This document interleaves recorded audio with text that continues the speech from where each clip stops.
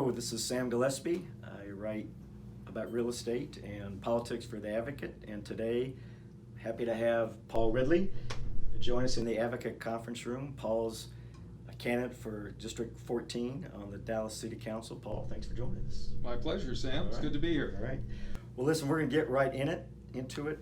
Paul, since the last City Council election 2 years ago, what do you think Dallas and the City Council have done really right and really wrong? Well, one of the significant things that they have done in the last 2 years is passing CCAP, the Comprehensive Environmental and Climate Action Plan, which really is visionary. It contains 8 principles and 97 recommended steps, which will do a lot to address our changing climate, our air pollution, water pollution, solid waste disposal, and generally the health of the community. So that is one of the most far-reaching actions that the council has taken in the last 2 years. In terms of things that they haven't done as well, I think they did not do a great job of handling the Black Lives Matter protests last summer. And I think they could have gotten better marks for handling the pandemic. So in the spring and the summer, in the heat of the social justice movement, Paul, we heard a lot about defunding the police, right? Mm-hmm. And then during the fall budget process, the City Council actually increased the police budget. I did a story on that, from $501 million to $516 million, a $15 million increase year to year. So do you have any thoughts on that dynamic? Well, I am not for defunding the police, if that's what you're referring to. There was a movement afoot that some council members, I think, supported, of reducing overtime pay for the police. And I believe that we should give the police the necessary resources that they require to combat crime effectively. But at the same time, they should be accountable for results. And just like every other department at the city, we expect them to achieve something for the money that is budgeted to them. And I think we should have the same attitude about the police. So, Paul, tell me, in your mind, what affordable housing is, what it means to you, what's your definition of it, and then is there a path to that in East Dallas? That's a very important issue, and I'm glad you asked it, Sam. Affordable housing has varying definitions, but there are very specific definitions in terms of percentage of median family income in the county. When I was serving on the Plan Commission for 8 years, I was the first public official to adopt the idea of incentive zoning, by which developers who were seeking density bonuses to build larger, more dense projects are requested to put back a certain number of affordable units at a percentage of median family income, usually at 60 to 80%, so that people who couldn't otherwise afford to live in those projects can afford to live in an area that has opportunities.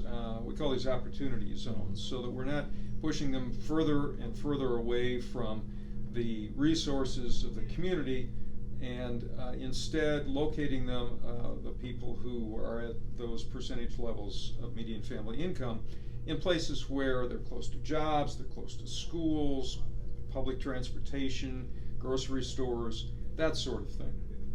So that's one of my objectives in running for City Council, is to institute additional programs to provide workforce housing for people that work for city government, for police, teachers, people who have regular incomes, but it's at the lower end of the scale countywide. And that's one of the ways that we can accomplish that. I have some ideas about some other ways to do that as well. All right, thank you, Paul. Now, the District 14 Ferry shows up tomorrow and gives you $10 million. What are you going to do with it?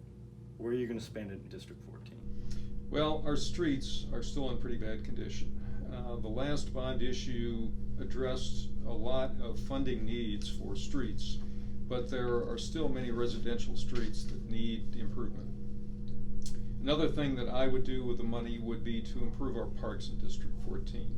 There have been a lot of attacks against parks in the last year, Reverchon Park in particular, and also Willis Winters Park, with grandiose ideas to overdevelop and even commercialize them. I'm against those ideas. I'd like to see our parks preserved as neighborhood parks for the enjoyment of nearby residents, so that they have access to them all the time, and yet they're improved to the extent that they're usable by the neighbors with low intensive uses. And that's, I think, an important need in our community. Paul, the proposed construction in Richmond, I don't know if you've been following Yes, that, I have. the anticipated improvements.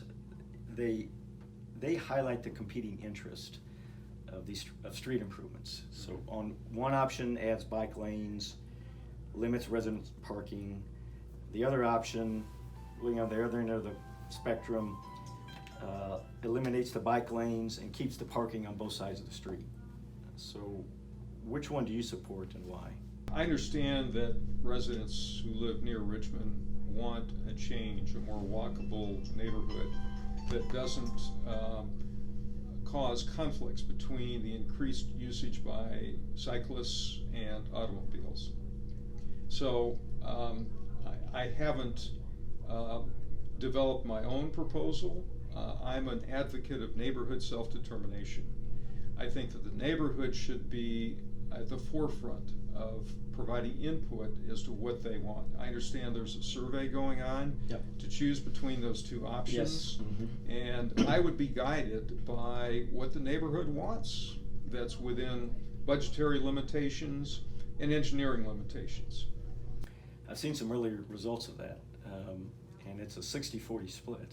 So, like, as my question referenced, there are competing interests and there are strong opinions on both sides. So, how do you weigh that when it's that close? Well, Sam, you may know that I have a background in urban planning. I have a master's degree in the field. I've served on the Plan Commission for 8 years. I have professional work experience in the field of urban planning. I think we need someone on the council who has that kind of background in a field that's so critical to so many decisions in the city. And I would hope to bring that kind of experience and education to bear to have the proper judgment as to competing interests where the community is equally divided as to what's the best path forward. So I am not saying I have all the answers to every question that comes up. I certainly don't. But I stress that I would first look to the lead from the community, and if they are equally divided, then I would just use my judgment from many years of experience to put my 2 cents worth in as to which is the best path to go for the long term. All right, thank you, Paul. Appreciate you joining us. Sure. Want to remind our advocate readers and listeners and viewers that Election Day is May 1st on Saturday. We have early voting starting in mid-April, so let's get out and vote. Thanks.